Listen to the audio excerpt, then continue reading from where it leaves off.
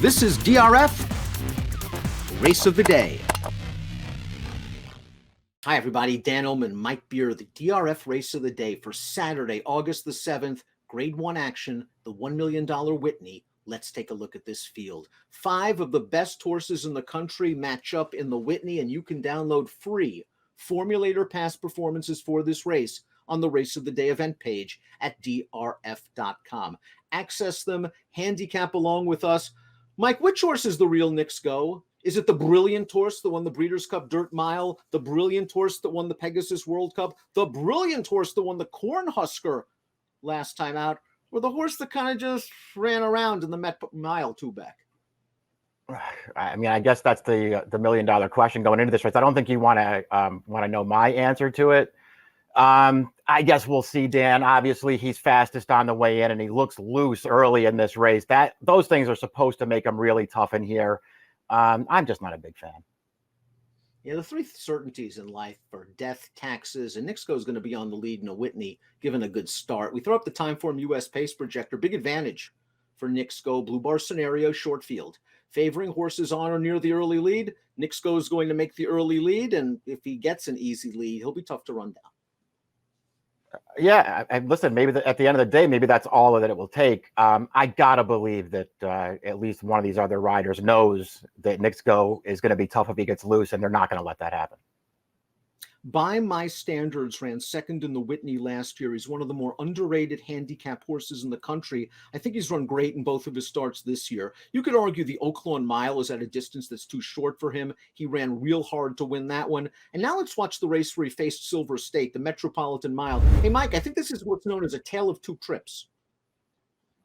Yeah, it definitely is. And this is not to take anything away from Silver State, who showed up once again and was dead game through this stretch. But I have to believe that if you reverse the trips that these 2 horses get, you might get the exact a flip-flop result here, Dan. By my standards, to be fair, kind of caused his own trouble. He didn't break great. He was off the pace, and then he had to come around wide. I thought he, all in all, ran really well to be second. I really liked his race 2 back off the layoff, where he carried all the ground and still got up over a mile. It sort of feels like this is a better distance for him, Dan. He's got plenty of figures that make him competitive in here. He's the longest shot on the board in this race. While I think in good form, I think there's plenty to like here. Silver State's won 6 in a row, including the race we just saw. He's kind of a little bit of a throwback. Doesn't matter whether it's 7, doesn't matter whether it's a mile and an eighth. He's going to show up and fire every time for trainer Steve Asmussen. Yes, he got the run of the rails last time out in the Metropolitan Handicap, but he still looked good in the Oaklawn race 2 starts back. To me, this is the toughest test of his career. Is he for real? I think he's very, very good. Yeah, I do too. I do think he's for real. And I get that he doesn't have, the flashy figures, and he doesn't win by a lot. You're never going to be that impressed when you watch him run. But all he does is show up, and it doesn't matter the distance. It doesn't matter the track that he's running over. It doesn't matter what kind of trip he gets. He shows up and he runs every time. Once again, probably won't get any respect in here. He's 4-1 on the morning line, despite just showing up and doing nothing but winning. Listen, to me, he's a major player right back.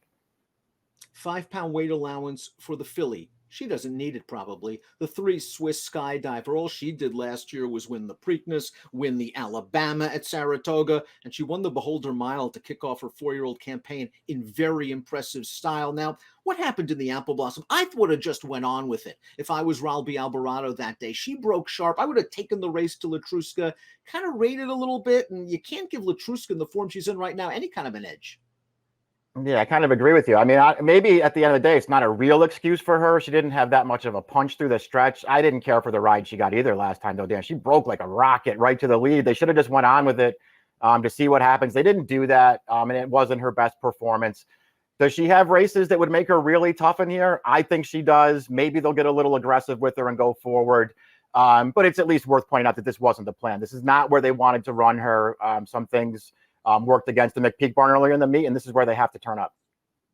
Here's Knicks Go's performance last time out in the Grade 3 Cornhusker Handicap. Disappointed as the favorite in the Met Mile, Knicks Go turns the page. Cornhusker right to the front, draws away. Not the strongest field in the world, but that's an eye-opening buyer speed figure. 113, and he just looks like he's out for a morning breeze.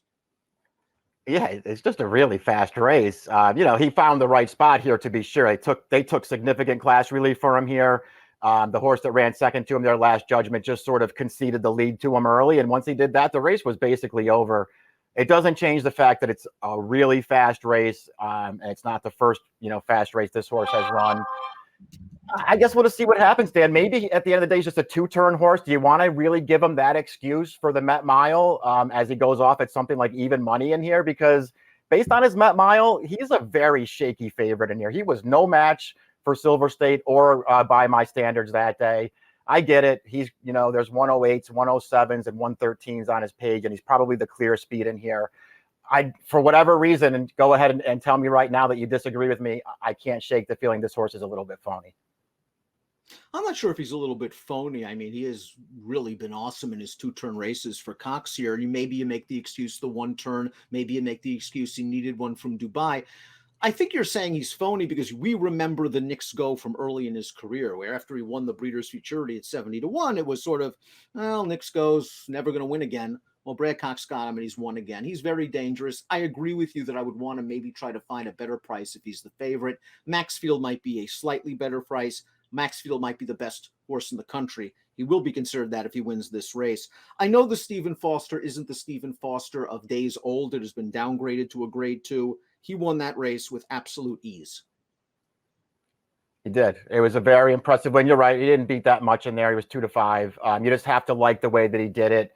Same thing I thought in the Ali Sheba before that. It was another fast race, another very easy win. This is the test for him. It's the test that he deserves to take on in here. I mean, this is a horse who, right from the start, Dan, really looked like he was meant for good things. And unfortunately for him, layoffs and injuries at inopportune times cost him his chance to run in some really big races. He's getting the chance now.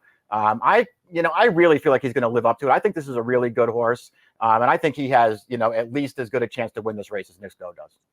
Time for our top picks for the grade 1 Whitney. I'm going to go with Maxfield, always cut out to be a good horse. He's starting to run some fast races. I think he's going to be in motion on the turn. Let's see if he could finish this race off. By my standards, has proven that he can keep this kind of company, and he's got the tactical speed to stay close. And best yet, you're getting a very square price.